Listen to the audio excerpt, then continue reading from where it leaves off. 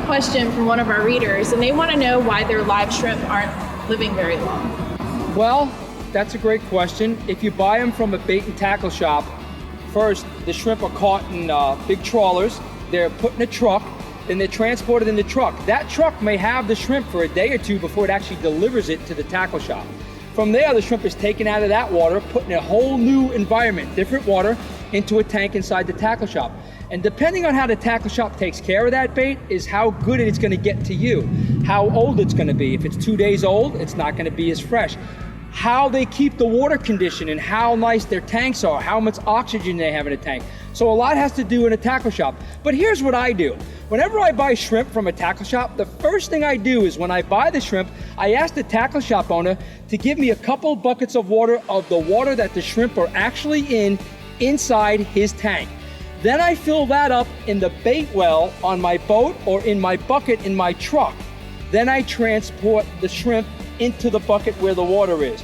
The reason I do that is I don't want to shock the shrimp into a whole new water environment of temperature and different type of water condition, because that will shock them. That's one way that'll help. When you get to the salt water, whether you're fishing from a pier or you're fishing from your boat, you slowly want to acclimate the water where you're at to your bait well, little at a time, so those fish have time to acclimate to those water conditions and they'll live longer. Secondly, what shrimp do is they gather together when you put them in a big bait well in a boat, and they'll collect on the bottom. What you need to do is make sure that you put a netting inside your bait well.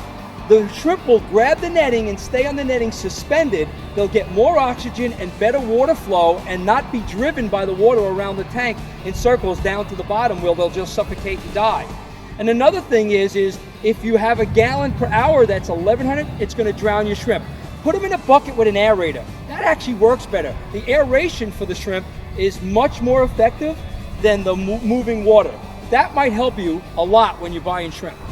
How about those tabs that you can buy from your tackle shop owner? Like the oxygen tabs? Yeah. Yeah, if you're using any kind of live bait, like a pinfish, those tabs do help. The dissolved oxygen content in the water, especially now in the summertime, is hot. Without that oxygen, those fish start suffocating. Those tabs will supply oxygen to the fish, and sometimes it actually supplies slime coat to them and electrolytes, just like Gatorade, to make them more active, more oxygen, and it won't remove their slime coat, so that helps. Every little bit helps. Should I put ice in my bait? You can, but again, you have to be careful how much ice you put in.